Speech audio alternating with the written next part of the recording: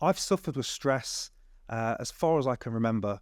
And so I'm really interested to talk to you and see what's going on, and maybe understand that a bit more and help the audience understand that. Could you just break down for us, first of all, like what is stress and how would we know if we're stressed? So, stress is a natural response. Our autonomic nervous system basically goes from parasympathetic to sympathetic nervous system. And so, the way it's typically explained in a way we kind of can understand is, we're just sitting out next to a stream and enjoying nature, and we hear rustling in the bushes, and the next thing you know, we see a lion's head pop up.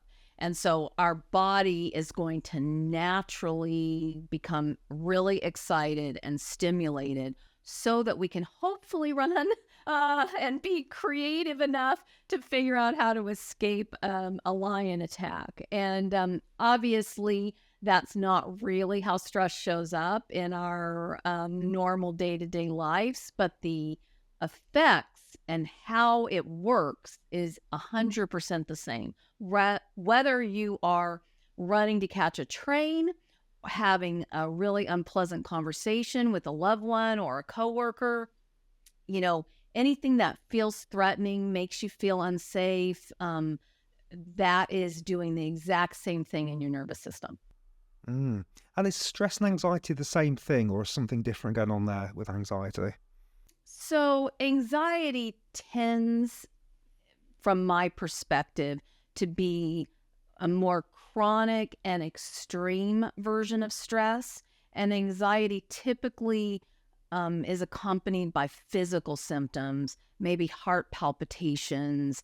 You might find your mind racing and just don't feel like you can get, wind down. Even can create digestive issues and digestive upset. Many people find that they even have physical symptoms, skin conditions, or autoimmune response that is oftentimes correlated with stress, but typically it would be like a level of stress that needs to kind of be distinguished, because we've all been conditioned to think like stress is just something we all have to live with. And it's a fact of life. And to a degree, that is true. But how are we going to differentiate between what I refer to as garden variety stress, kind of the good stress that's just the day-to-day stress, and the stress that's become toxic? Oh, that's a lovely jumping off point. So can we break that down a little bit then? So what is good stress, and how do we know once it tips into toxic? So, one of the analogies I like to use is planning a wedding. So, you agree to wed this person that you really love, regardless of which side of the relationship you're on. It starts out as something that's just love and sounds really like something fun. You want to have a party with friends, and then you get deep into the planning. And so as the planning drags out for months and months, more people weigh in for what they do or don't want you to include or incorporate into your wedding. And so now what was a slightly stressful but overall happy short-term event can get to the point where it's really creating stress and anxiety, a really extreme form of stress, trying to manage competing priorities. Maybe it's just too much to deal with on top of all the other commitments in your life. And so now what was a eustress, or EU stress is the good stress, what was a good stress activity has started moving into a toxic stress level. And then if it's a short-term situation, So let's just say you're planning a wedding and it's going to be somewhere in less than 6 months, right? Even if that turns really stressful, but it's essentially over in, 4 or 5 months and behind you, then you'll recover from it. It's probably not that big of a deal.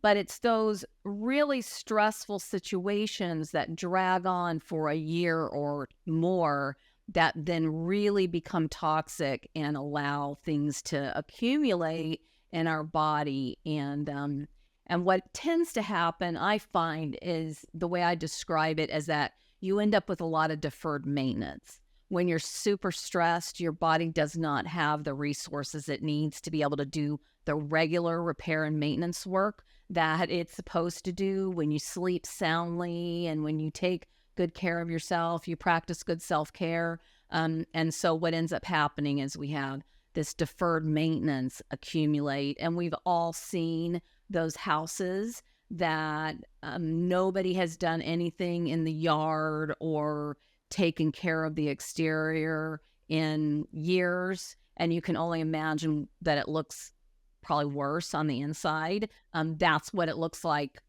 for your body. It shows up on the outside. And if it shows up on the outside, you can only imagine what's going on the inside. Yeah, that's a great analogy. What's being deferred? Can you give us some ideas biologically what might be happening if somebody's in a chronic state of stress for a significant period of time? Why is the body deferring and what's it deferring? So, stress takes our immune system offline. And if you wonder, like, does it really do that? I like to share what happens for someone who gets an organ transplant. So most of us know, even if you don't know a lot about that world, you know that that the risk is that if you have an organ from another person transplanted into your body, your immune system's going to reject it. And so one of the things they do immediately after implanting another person's organ in your body is initiate the stress response with steroids, because they know that when your body's stressed, the immune system goes offline. And then that buys them a little time so that they can get you on the anti-rejection medication and suppress your own natural immune system. And they do all of that before, like, essentially the steroids wear off. But that's what's happening. And so when you're in this chronic stressed out state and your immune system is offline, all kinds of things are wreaking havoc. You've got bacterial buildup, other toxicity building up. And so normally what would happen is when we sleep, and we're hardwired to sleep between 11 p.m. and 5 a.m. That's, our natural circadian rhythms are designed to sleep between 11 p.m. and 5 a.m. And 11 p.m. to 1 a.m. is the most important window of time that most people blow right through. They don't go to bed till midnight or so. And by the time they really get to the point where they're sleeping soundly, it's past that most important window of time. But normally what happens when we sleep, in the circadian rhythm clock, the gallbladder and liver are the focus between 11 p.m. and 3 a.m. And those organs are essentially filtering all the toxicity. And so you can imagine that if we're not sleeping soundly, and that's really common for people who are stressed and certainly for people with anxiety, then all that toxicity is building up because there's just simply not enough resources. If everything's still functioning during the night, then your body doesn't have all the resources it needs to do these really high level repair jobs. And what is supposed to happen is as we wind down and fall asleep, our body shuts down all processes that are not required. And if this is one of your issues, then you definitely want to be prioritizing sleep. And one of the first things that you want to do is make sure that you're not eating late at night, that you have completely stopped eating, preferably no later than 7. But, anything eaten really after 4 o'clock in the afternoon, let's just say, you should be eating a light meal, something your body's going to digest easily, that sort of thing. But what ends up happening then is that the body, because it's still trying to digest food, or the melatonin production was not kicked off properly because maybe you're using blue light devices, electronic devices, until literally you want to shut down and go to sleep. All of those things are not supporting your body to trigger that natural sleep process. One of the other things I like to remind people is that, if you've ever raised a child, that parents are 100% focused on getting that child to sleep through the night, right? To be able to essentially not even need to get up and use the restroom. You just want to get the child to where it can not need a diaper and sleep through the night, right? So that everybody in the house essentially can sleep as well. But if you think about it, how does a child sleep through the night and not need to use the restroom? It's because all of these processes essentially shut down, just kind of go into dormancy, so that the body has resources to be able to handle, especially like for a little one, they're growing and developing, and it's really like they need an intense amount of energy to be able to work on that. And so their body has a little less toxicity to deal with typically in the early years. And so they are better at managing this. But if you've got a child that is struggling to get to that point, then it definitely points to a toxic buildup, and that their body is not going into that dormant state at night so that they can take care of all that work that's supposed to happen.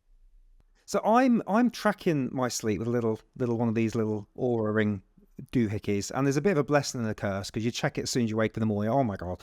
And I've noticed between 11 and 1, or I mean, I go to bed at 9 normally because we've got a little one and he wakes up about 6. So I'm trying to get bed early. So I've noticed that my deep sleep is in that part of the night, and if he wakes up around midnight for a feed or something, then I don't generally get that deep sleep back again. It just is non-existent for that particular night. Is the deep sleep part of what you're talking about here?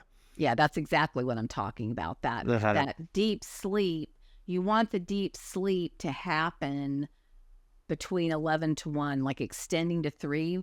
For many women, we find that as we get into midlife and some of this toxicity starts building up, whether it's emotional toxicity from, just stress that's kind of gotten out of control, or some of these other toxins that tend to build up, we find that we start waking up between 1 and 2 o'clock in the morning. And so if you haven't gone to bed until 11 or 11:30, now you may have only gotten an hour of sleep before you wake up at 1:30 or 2 in the morning, right? And so it's just really important that you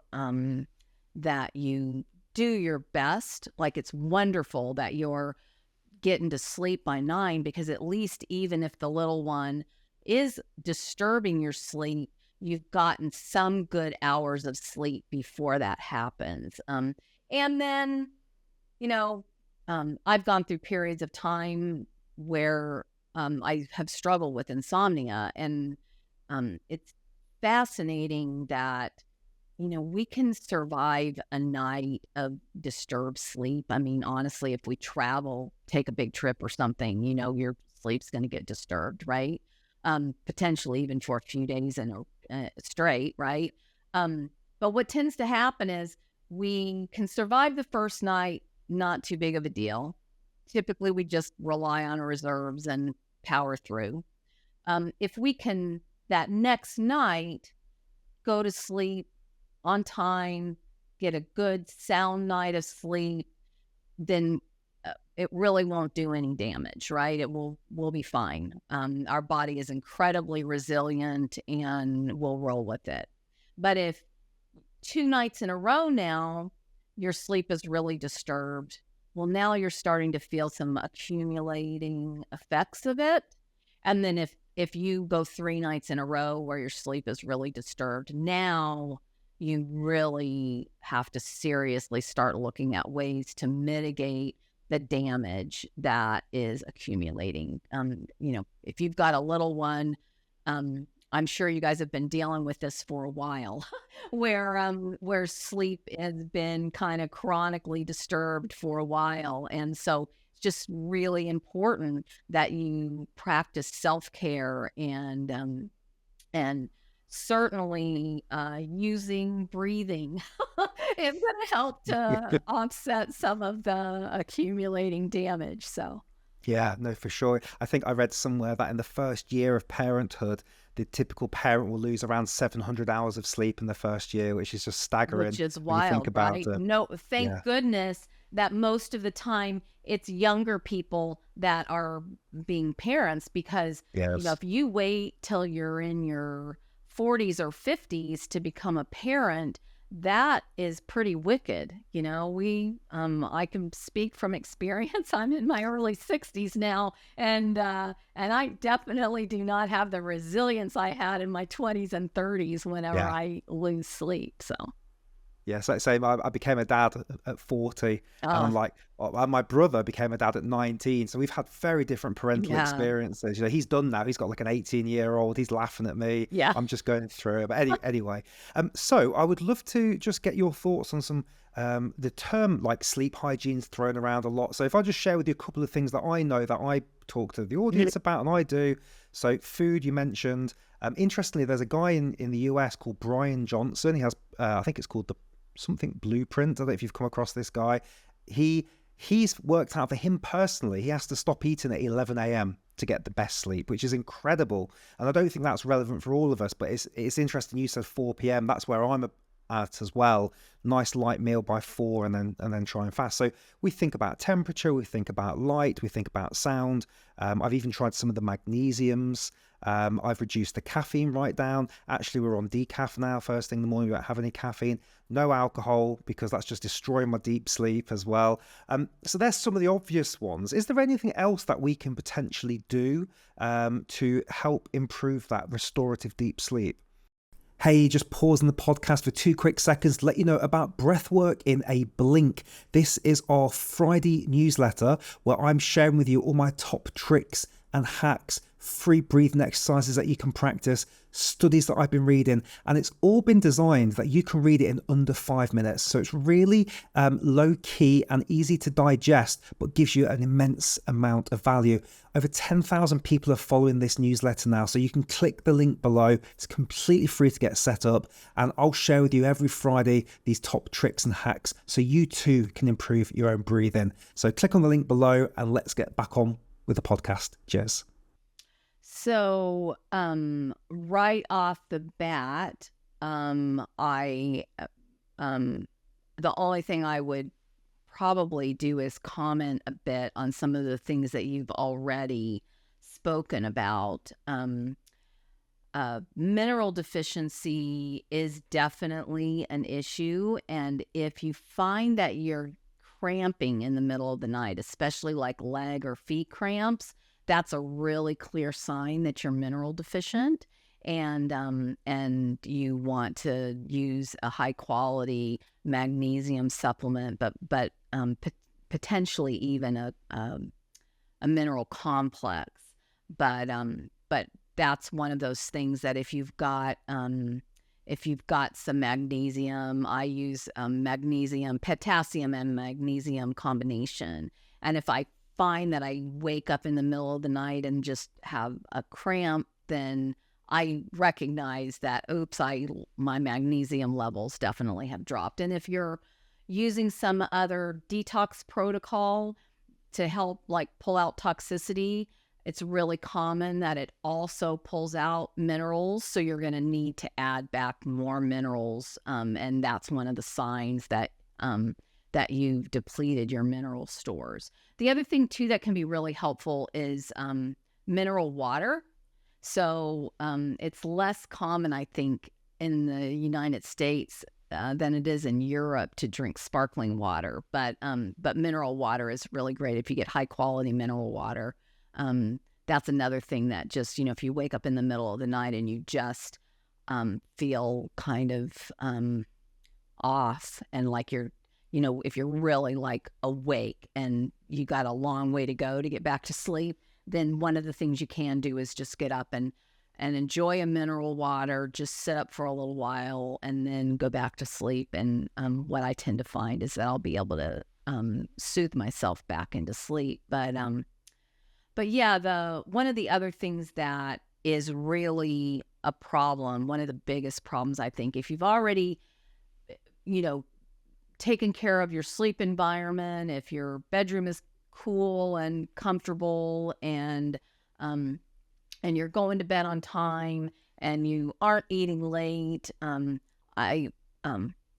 ladies that I talk to have a hard enough time adjusting to the window of eating. I suggest an 18-6 eating schedule, which it's best if that's like 10 a.m. to 4 p.m., right? And so you can get up and have a satisfying late breakfast or early lunch, and then later in the afternoon, kind of the way I refer to it is kind of just top off the tank with some kind of light meal that isn't going to really stress out your digestive system. So the food sensitivities are also really important. If you're eating things that are not agreeing with you and are really flaring your immune system, then even if you're adhering to all the things, you'll find that it's still not working, and it tends to be what you're eating rather than when you're eating and that sort of thing. But then the other thing that really is disruptive, that's probably one of the hardest things to deal with these days because we're all so connected, is the blue screens. And so if you just are not willing to turn the screens off by, like, let's just say at least a couple of hours before bed. So for you, that'd be, 7 o'clock at night, but at a minimum, we're talking 8 or 9, right?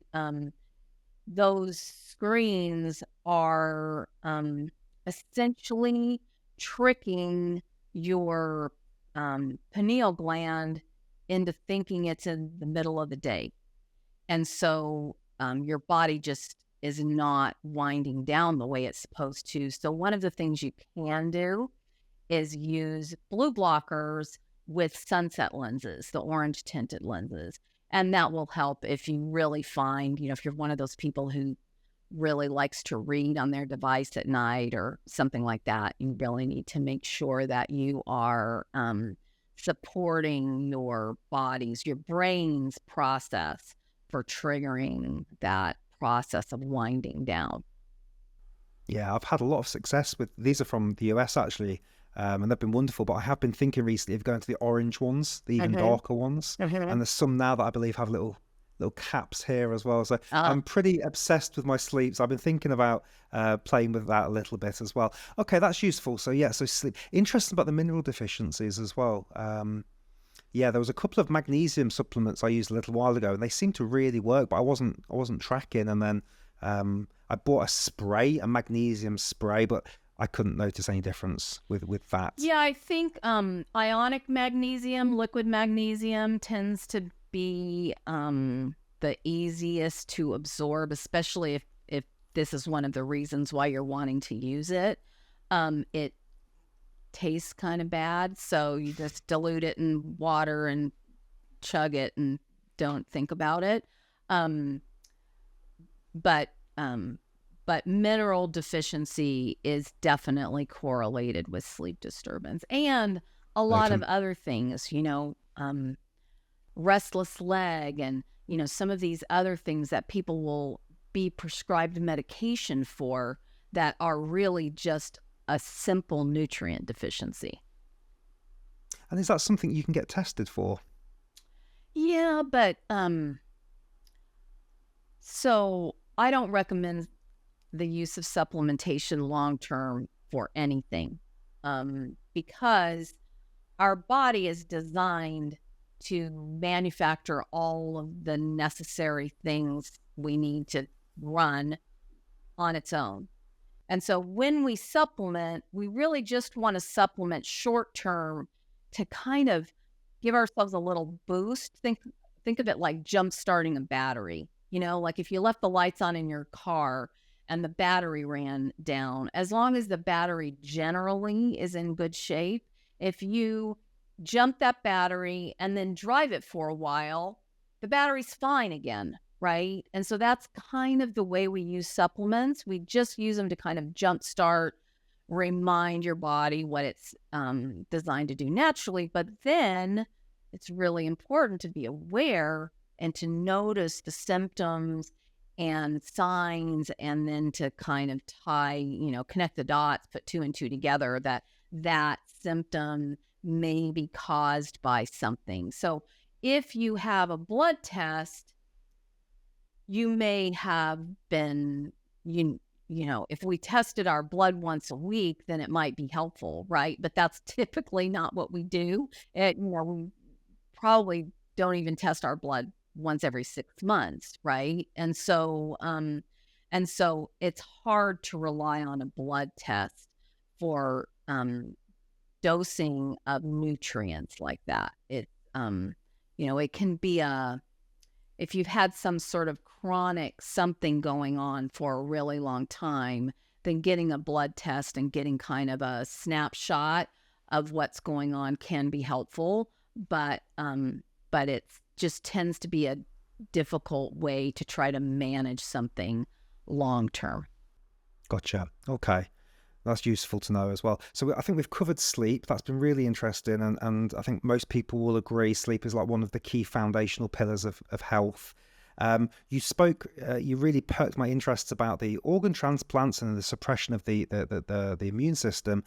Could you just talk to us a little bit about what's going on biochemically when we're under chronic stress? Because I hear about cortisol and adrenaline, and I hear about people becoming pre-diabetic because of insulin raises and all these different things. But I would love just to hear from you, like biochemically, what's going on under chronic stress situations, and why is that a potential problem?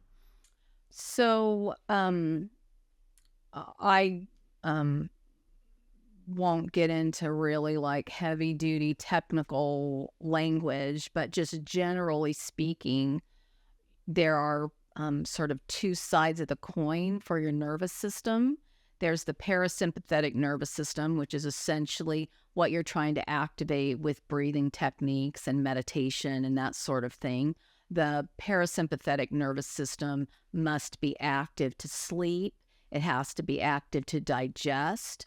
A parasympathetic nervous system is dependent, or the rest and digest processes in the body are dependent on the parasympathetic nervous system being active.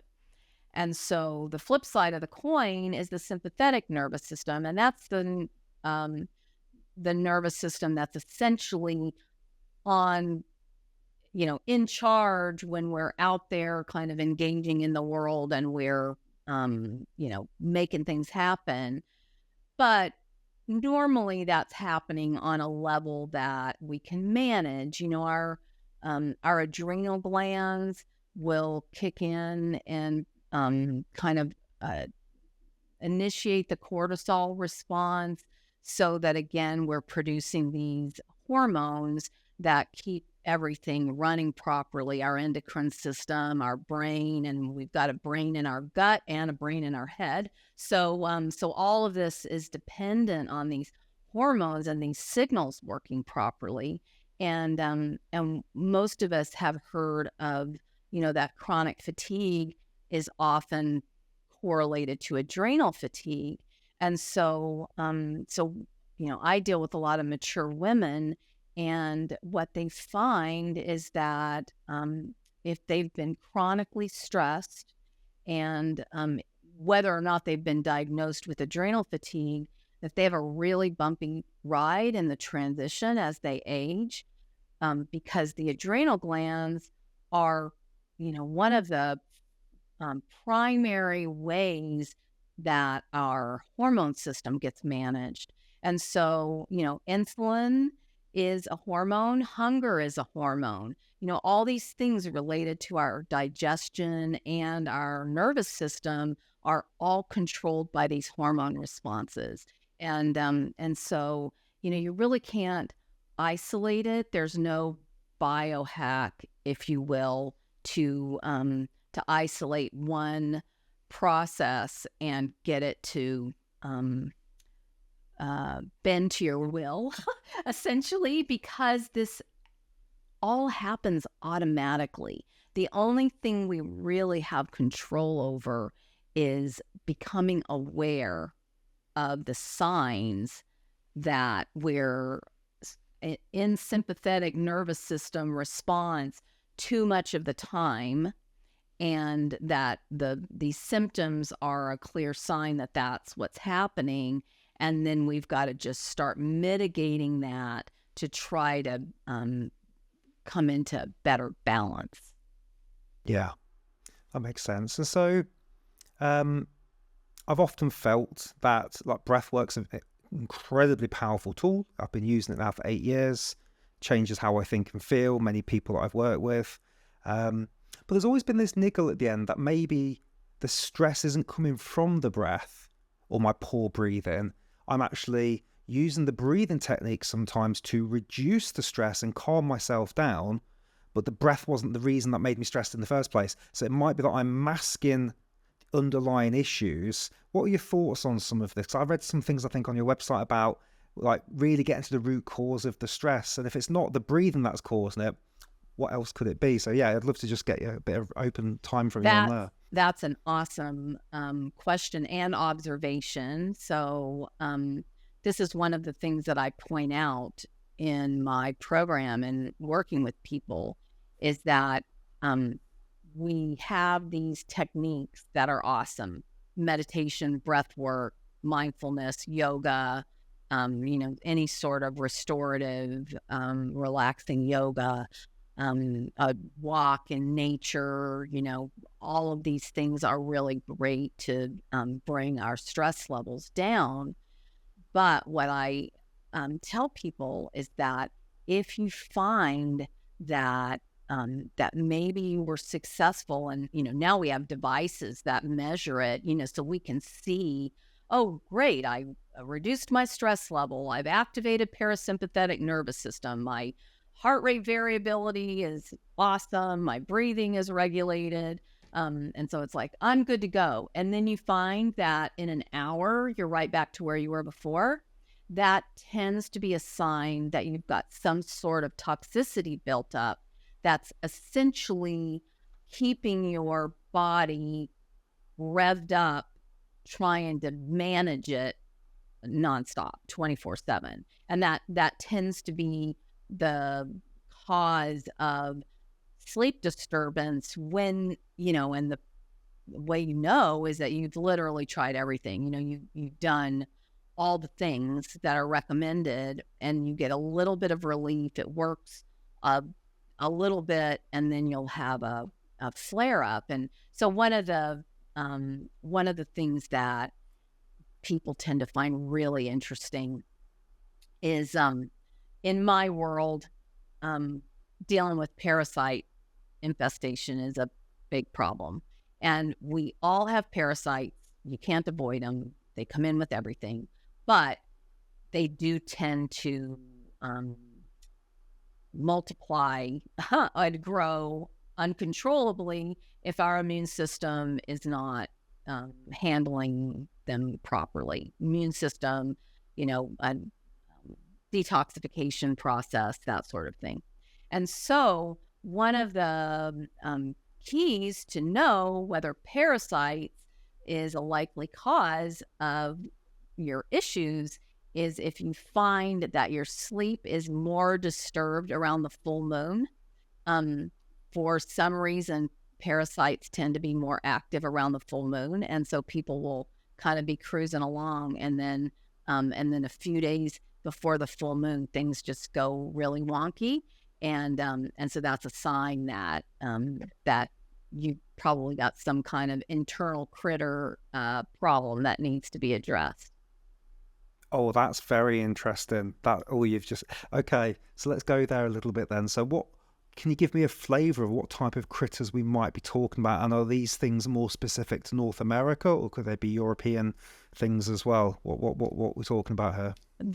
These kind of critters, parasites are everywhere, and what tends to happen, honestly, is we develop our immune system educates itself so that it can deal with whatever kind of critters we have to deal with regularly, whether they're coming in through our water, air, the food we normally eat, that sort of thing. And so on an ongoing basis, we tend to manage it.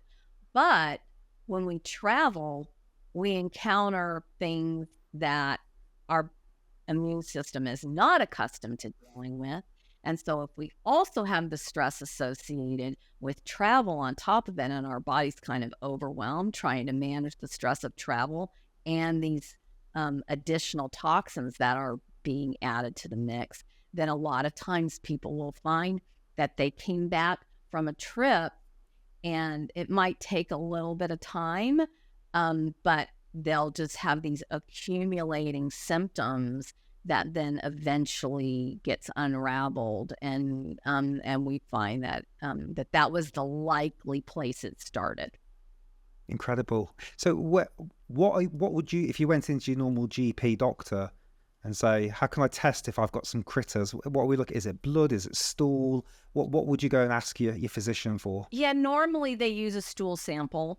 Your probably regular physician is going to be not super cooperative in going down this rabbit hole with you.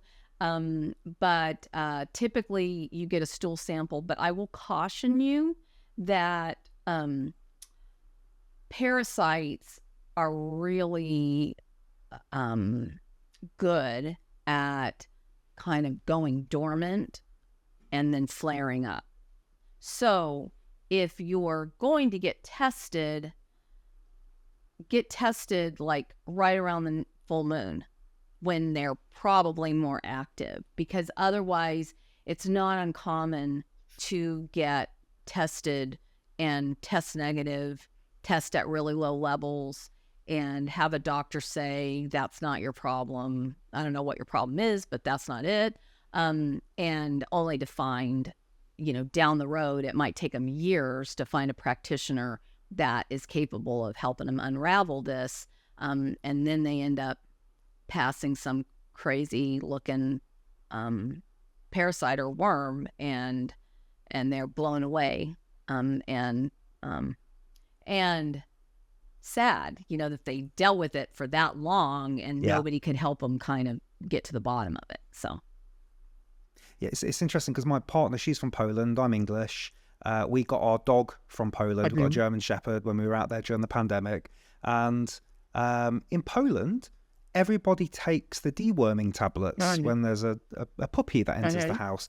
In England, we don't do that. It's really, really interesting. So I'd never took any deworming tablets until I was out there. What percentage of people that you're seeing or in your sphere have chronic stress related to some sort of critter then, do you think? What are we talking, what sort of percentage numbers? So I evaluate 12 categories of toxicity, and parasites is just one of them. And so for those of us, most of us, who use these stress reduction techniques and they don't hold for an extended period of time, and it's pointing to some kind of toxic buildup, then I use my bioenergetic scanning system to evaluate 12 categories of toxicity to kind of help us pinpoint what needs to be focused on. And sometimes that's heavy metals, sometimes that's parasites, sometimes that's a bacterial overgrowth, sometimes that's mycotoxins, which is typically mold, sometimes it's geopathic stressors, which is EMF and that sort of thing. So literally there's 12 categories of toxicity. Sometimes it's emotional toxins, where they've just gone through a really stressful period of time. I tend to find that when somebody's showing really high in emotional toxicity, they've gone through some time of caregiving, maybe for a loved one that ended up passing away or something like that. It really has torn them up, and they need to be able to process that and really dissipate the toxicity around that. Yeah. What are your thoughts on the mercury fillings in the teeth? So mercury is definitely a problem, but having the mercury fillings removed by someone who is not really skilled and prepared to do it properly can create more damage than just leaving them put. So if I 100% recommend that you have the mercury fillings changed out, but you definitely need to find somebody that really understands how you need to mitigate the effects of that. I've heard a lot of stories of people that have had their mercury fillings removed, and that was what sort of instigated either an acceleration or an amplification of a problem they already had, or started a new problem that they didn't even have before. And heavy metals, our body was never designed to detox these metals to the at the level that we need to be able to detox them now. And so when you couple the metals with the chemicals and all the other things that our body's trying to deal with, if you've got toxicity and a toxic buildup from some of these type of toxins that our body just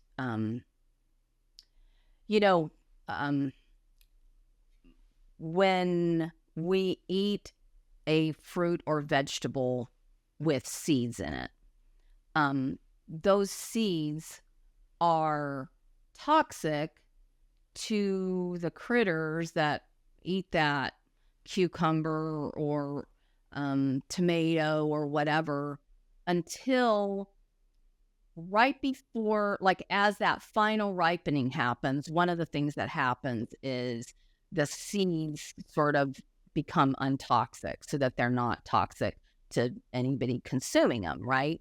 But it's a protection mechanism until that point in time. And in our food system now, many times fruits and vegetables are picked before they're ripe, and then they're artificially ripened so that they look good in the grocery store. But the process never, the fruit or vegetable never went through its natural process of making that thing non-toxic, right? So some people find that even eating a super healthy diet with fruits and vegetables is toxic to them.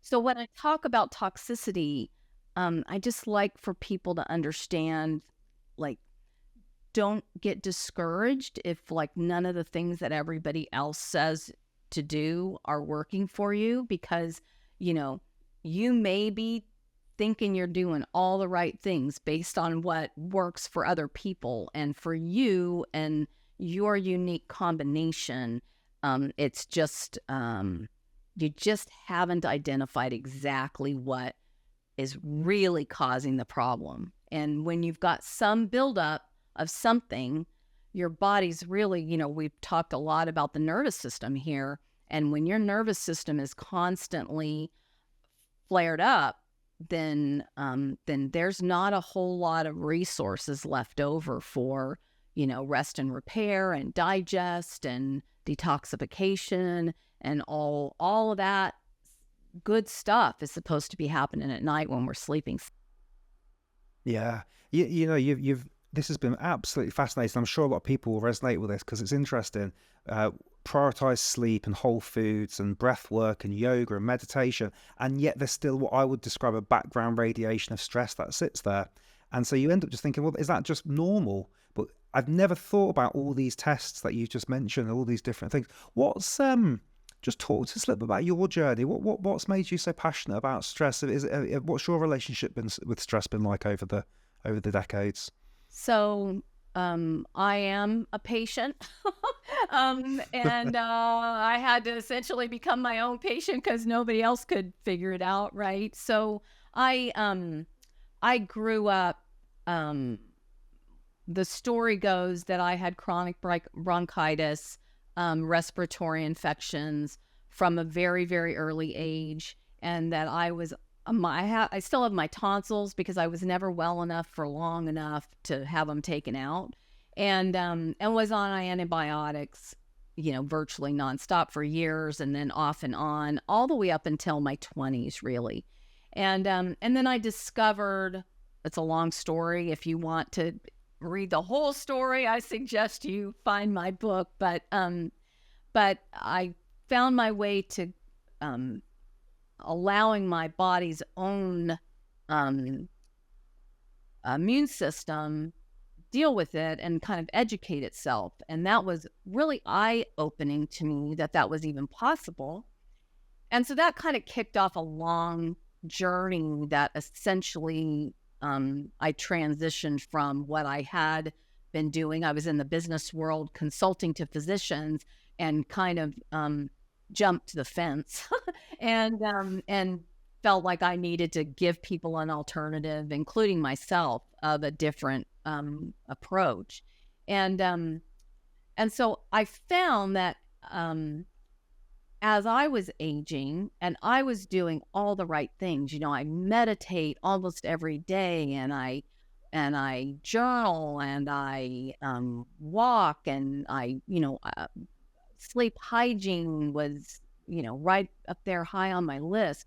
And I was finding that that the stressed feeling would return, and that some of the things I was dealing with just kind of didn't make sense. They didn't add up. And that led me on a quest, if you will, to find a way to really identify what was causing the problem. And there are some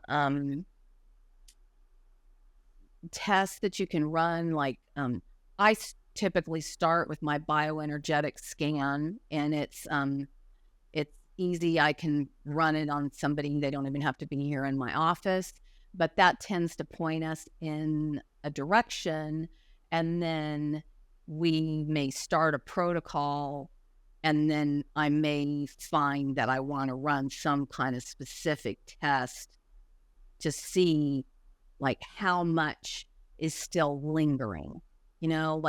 Like if we clear, let's just say heavy metals is suspected, right? So there are some things we know to do to support the body in binding to heavy metals and excreting them, right? And so we might do that for a month or two or three.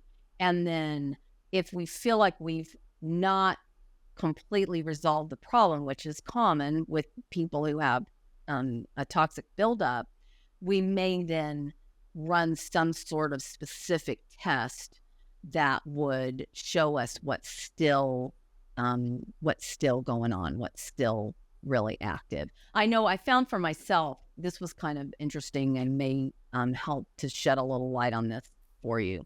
So I am my own patient because I literally have never found anybody that practices the way I do. But I regularly put myself on a new protocol. If I feel like something's going on, I will scan myself and I'll figure out what needs to happen, and I put myself on a new protocol. And so I knew something was going on, and I scanned myself, and heavy metals showed up high. And I was really curious to know like what was really going on there, because it didn't make sense that it would be mercury based on what I normally consume and what I know about myself. And that would be the normal thing, would be if somebody sees heavy metals being high, they would immediately think mercury, right? Because that's what we all think. And so because I can, I ran a urine sample at the lab on myself that's specifically designed to evaluate a bunch of different toxins. And sure enough, metals were high, but the really high metal was beryllium, which, like, I had honestly never even heard of beryllium before that, right? And so, if I was really just focused on working to reduce mercury, it would have not really solved the problem. Now, if I put a protocol together to deal with heavy metals, it's going to tend to deal with any heavy metal and like bind to those metals. But if we're trying to make sure that we're reducing our ongoing toxicity, like what we're actually consuming or breathing or coming into contact with every day, it can be really helpful to have more information and a little bit like drilling into it a little better so that we really know what's going on. Does that help? This is really interesting. That's really interesting. It's 20 to 9. Okay. I'll be going to sleep in 20 minutes. So I'm going to bring, but I could go for hours with you, but I thought you'd respect my love for my sleep. Yes, exactly. Couple of quick questions for you. Thoughts on water filters for tap water? So, the most recent prevalent thinking of people in my immediate world is that even if we use like a reverse osmosis, 3-stage reverse osmosis filter, it's still not getting the job done. So we would want to see somebody, especially if you feel like you've got a toxic buildup and you've got other things going on, for a period of time, really use distilled water. And tap water would be like you definitely would not be wanting to rely on tap water as your primary source of hydration. So typically it goes distilled water, reverse osmosis, like a 3-stage, really high quality reverse osmosis system, and spring water. And then, certainly if you're crawling through the desert and you're, going to die of thirst, drink whatever water's available and deal with it later, right? But if you're trying to stay hydrated and want to keep your toxicity low, then distilled water is the current recommendation. And then obviously, there's all these arguments that, you're going to end up mineral depleted and that sort of thing. And there is an argument for that, but we'd rather see you using higher quality mineral supplementation than relying on trying to get minerals from a essentially contaminated water source. So, yeah.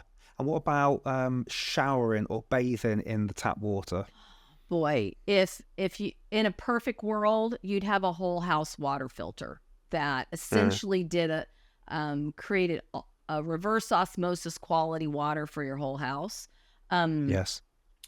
Your skin is your largest organ in your body, and it is one of your primary organs of elimination and detoxification. And so if you imagine if things are getting out, things are also getting in. So anything you're putting on your skin is being introduced into your system and your bloodstream. And so it's very important. But I would be like, as long as you're not soaking in the bathtub and sitting there immersed in a tub of toxic water for a half an hour, I worry less about showering in tap water than drinking tap water.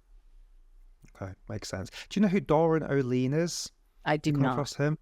He's a US based what's his title? Superfoods hunter. He goes all around the Amazon looking for superfoods. And anyway, he did a documentary series on Netflix called Down to Earth, and he looked at water and earthing anyway, he has a podcast called Fatal Conveniences, and he takes you through all these things like tinfoil, Bluetooth, chlorinated water, it's a real blessing and a curse, because once that door gets opened, you think, I can't bloody use anything in this modern world. You know, people that are putting the Bluetooth headphones deep into their skull. How do you get some balance in your life? Because obviously you see this firsthand with clients. So how are you not walking around with like a tinfoil hat and a gas mask on your face? So I am careful. I'm very sensitive to energy. And so I'm very careful, like my devices stay on airplane mode when I don't need them. I use Faraday cloth and other things to sort of protect my physical body from the disruption, the energetic disruption. Our body is essentially a piezoelectric, rechargeable battery, and it relies on electrical signals. And so when this microcurrent, this EMF, it's just at the frequency that disturbs things. Because I use microcurrent, but we use the frequency that helps to harmonize your body. And they've done all kinds of tests with, looked at blood samples and to see what the EMF actually is doing to the blood, and they can see that it's clumping the blood when the blood is introduced to these certain frequencies. So I definitely am, just like you, rely on the connected devices. I do not put unwired devices in my ears. Like, I value my brain more than that. So the wireless AirPods, just say no. And so, if you wire things, that tends to have less of a disruption. The other thing too that I like to caution people is to not get so stressed trying to mitigate stress that, like, you get yourself in a loop and you'll never unravel it and figure it out. Like, the most important thing is that you become aware and you can kind of sense when things are really disrupting you. And certainly, hopefully I've given you some ideas of what kind of things to consider if the things like breathing and mindfulness and those sorts of things are not really effective for you, then you may have something else going on. And the other thing too, and I talk about this in my book, is that just because everybody else in your family or under your same roof is not dealing with the same things, that does not minimize what you're experiencing. We all have a really unique genetic makeup, upbringing, whatever we experienced from literally in utero to today, that has made up our microbiome and the stress level and toxic buildup in our body. And so nobody else can speak for us of what kind of is introduced into this ecosystem that is our human body, that essentially is the straw that broke the camel's back, right? So don't be discouraged if you think like, gosh, why am I dealing with this and nobody else is dealing with this? Maybe it's all in my head. That's typically what people hear. It's probably not in your head. It probably is some combination of things that just are kryptonite for you and not necessarily for the person next to you. Yeah, well, I think that's really Really important point. Yeah, because if you've got people in the house that, well, I don't feel stressed. Right. What's wrong with you? Yeah, really interesting. So, first of all, thank you. This has been so insightful and really helpful, and I would love to invite you back another time to do part 2, because I feel like I could chat to you for hours and we could go deep on a number of things. There's a lot. There's a lot to talk about. So never I a can tell. shortage. Yeah, we've barely Plenty of scratched the surface. toxicity to talk about. Yeah. Oh my God. I know. It's going off in a million different directions now. If people want to connect with you, if they want to work with you, where can they go after watching this? So the best place to go is drgala.com/links. So that's drgala.com/links. I have a little program called the Human Energy System Reboot Kit. And so that might be something that people might want to take advantage of just as an introduction to how to kind of bring these levels of toxicity down. But you can also find a link to subscribe to my newsletter that comes out on Sundays. And that'll just give you a little introduction to the way I think and the kinds of things that I'm constantly addressing. Fascinating. Okay, so we will link that down below. So if people are listening to this or watching this, that's just one click away to get there. And yeah, a huge thank you for your time, and thank you for everything you're doing for us, because you're clearly helping a lot of people, and I feel like this is really important information that needs to get out there. So thank you for everything you're doing. Mike, thanks again for having me, and you get a great night's sleep. I'm going to bed now. Thank you. All right, wonderful. Thank you, Dr. Gorman. Thank you, everybody. Cheers. Thank you so much for sticking all the way through to the end of that podcast. You are truly a breath fan, and I appreciate you, and I wanted to say a huge thank you. I would like you to consider one thing that you took away from this podcast, and the best thing you can do is make a note on the comments or in a tweet or something like that, because we want to commit to the learning and avoid podcasts just being like Netflix, where we just binge loads of stuff and nothing really changes. So what's one thing that you can take away and put in the comments so other people can also learn and, you know, get information and get inspired by your learnings as well. So consider doing that, because it's really powerful to do so. We're going to do a breathing exercise in a second, but before we do, I just wanted to talk to you a little bit about if you want to consider working on the breathing. We've got loads of ways to do that. We've got one-on-one coaching, we've got a private community, we've got video courses, and so there's a few links down below. If you feel like this is your time to make a change, you know that the breath is powerful, but you're not quite sure what to do or how to do it, and you're looking for that support. I've been in this game now for nearly a decade. I've studied, I've researched 100 plus breathing experts, and I work one-on-one with clients. I have a community of people that are in there as well. So consider clicking on some of the links and let's have a conversation. Maybe we can do some one-on-one coaching. I offer some packages there. If you're a good fit, we can talk about that, or we can do a video course. Either way, in short, you can go a lot deeper on your breath than just a YouTube video or a podcast. Because what we've got to do with breathing, we've got to feel it, we've got to find the right breathing exercises for our body, and we also need the accountability and the consistency, because doing anything once isn't going to make a change. One set of press-ups, one set of squats, we're not going to turn into the Terminator, unfortunately. But when we have the consistency and the practice and the clarity and the support, then that's when the magic happens. So a few links down below. If you are on the fence about working with us, then just come and have a Zoom conversation. Let's see if it's for you or not, and we can take it from there. All right, let us get ready now for our breathing exercise. So just feel free to close the eyes and give the shoulders a little roll. Just start to notice the breath. Start to soften the breath.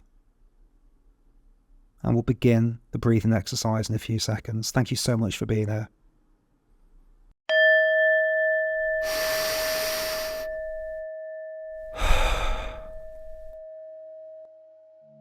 Welcome to Take a Deep Breath. Today's breathing exercise is deep breathing using your nose. So let's take a moment now to relax, lie down or sit in a comfortable chair. And if you like, close your eyes. And let's just take a few nice normal breaths in, just to centralise the body, calm the mind before we begin the exercise. So take some normal breaths in through the nose and some normal breaths out through the nose. Don't try to change anything, just be aware of your normal breathing pattern. In through the nose and out through the nose. Continue breathing in normally through the nose and out through the nose as I begin to share with you some of the instructions for this exercise. This exercise will feel familiar to those that have done Wim Hof breathing, but with this exercise we are only going to use the nose. This is a far more gentle exercise on your nervous system, but should give you lovely results. Each round will consist of 35 breaths, and there will be 2 rounds, and we're going to do it rhythmically. So there'll be 2 seconds of breathing in through the nose and 4 seconds of breathing out through the nose, and we will create that nice rhythm. After we've completed the 35 breaths, we will hold no air in the lungs for up to 90 seconds. Don't worry if you can't hold for the full 90 seconds, just do what feels comfortable for you. And we'll repeat this for 2 rounds. At the end of this exercise we will continue the music so you can relax and just enjoy the state that you've created for yourself. Okay, let's begin. In through the nose, 2. Out through the nose, 2, 3, 4. In through the nose, 2. Out through the nose, 2, 3, 4. In through the nose, 2. Out through the nose, 2, 3, 4. In through the nose, 2.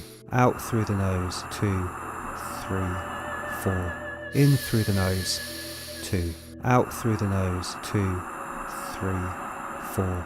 In through the nose, 2. Out through the nose, 2, 3, 4. In through the nose, 2. Out through the nose, 2, 3, 4. In through the nose, 2. Out through the nose, 2, 3, 4. In through the nose, 2. Out through the nose, 2, 3, 4. In through the nose, 2. Out through the nose, 2, 3, 4. In through the nose, 2. Out through the nose, 2, 3, 4. In through the nose, 2. Out through the nose, 2, 3, 4. In through the nose, 2. Out through the nose, 2, 3, 4. In through the nose, 2. Out through the nose, 2, 3, 4. In through the nose, 2. Out through the nose, 2, 3, 4. In through the nose, 2. Out through the nose, 2, 3, 4. In through the nose, 2. Out through the nose, 2, 3, 4. In through the nose, 2. Out through the nose, 2, 3, 4. In through the nose, 2. Out through the nose, 2, 3, 4. In through the nose, 2. Out through the nose, 2, 3, 4. In through the nose, 2. Out through the nose, 2, 3, 4. In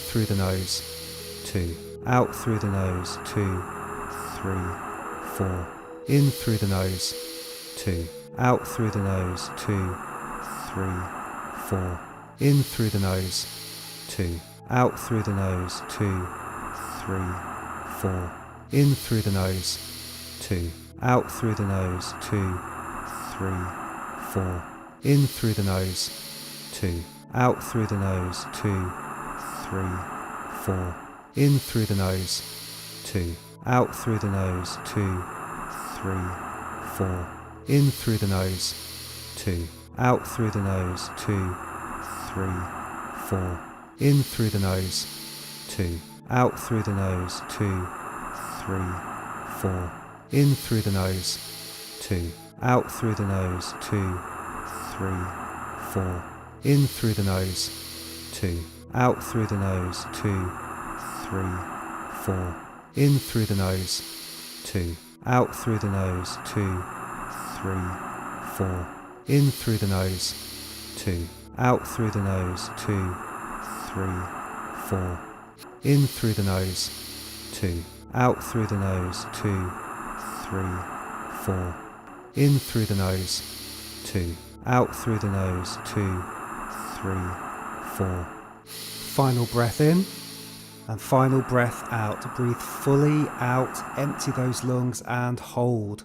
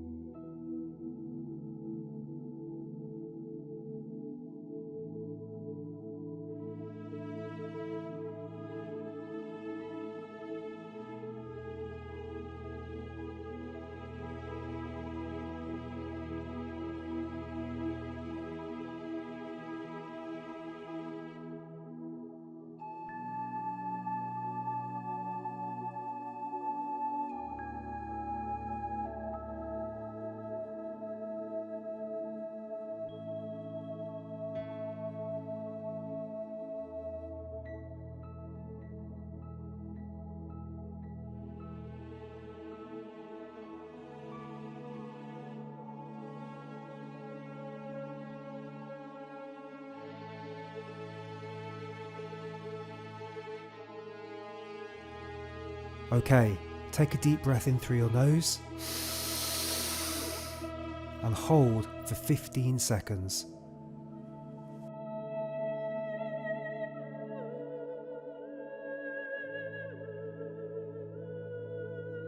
And let go through the nose. Okay, let's get on to round number 2. In through the nose, 2. Out through the nose, 2, 3, 4. In through the nose, 2. Out through the nose, 2, 3, 4. In through the nose, 2. Out through the nose, 2, 3, 4. In through the nose, 2. Out through the nose, 2, 3, 4. In through the nose, 2. Out through the nose, 2, 3, 4. In through the nose, 2. Out through the nose, 2, 3, 4. In through the nose, 2. Out through the nose, 2, 3, 4. In through the nose, 2. Out through the nose, 2, 3, 4. In through the nose, 2. Out through the nose, 2, 3, 4. In through the nose, 2. Out through the nose, 2, 3, 4. In through the nose, 2. Out through the nose, 2, 3, 4. In through the nose, 2. Out through the nose, 2, 3, 4. In through the nose, 2. Out through the nose, 2, 3, 4. In through the nose, 2. Out through the nose, 2, 3, 4. In through the nose, 2. Out through the nose, 2, 3, 4. In through the nose, 2. Out through the nose, 2, 3, 4. In through the nose, 2. Out through the nose, 2, 3, 4. In through the nose, 2. Out through the nose, 2, 3, 4.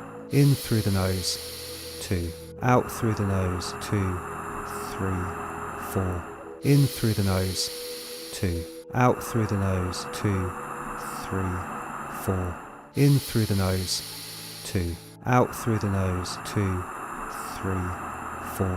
In through the nose, 2.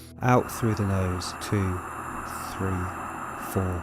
In through the nose, 2. Out through the nose, 2, 3, 4. In through the nose, 2. Out through the nose, 2, 3, 4. In through the nose, 2.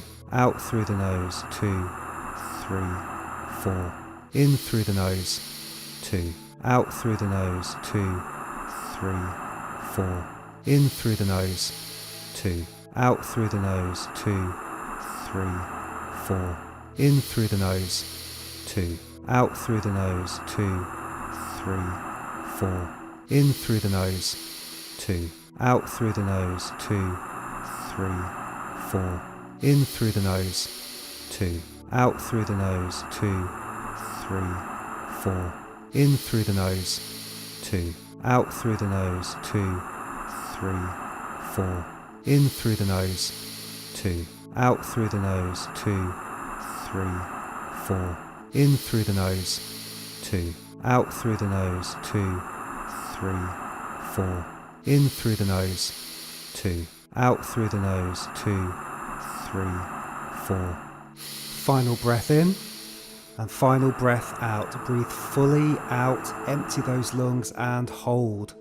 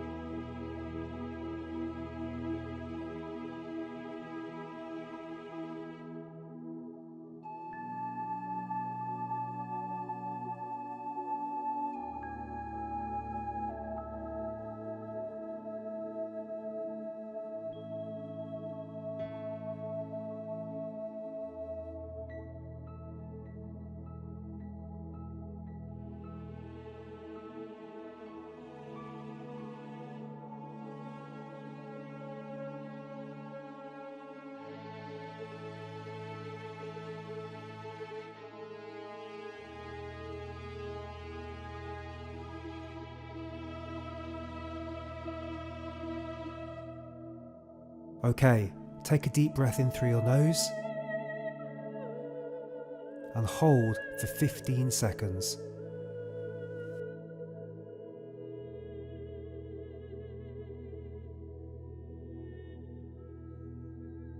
And let go through the nose. That's it, you're done. You're exactly where you need to be. Congratulations. Just sit back now, enjoy the state that you have created, relax and enjoy the music. Thank you for watching Take a Deep Breath, and we'll see you on the next video.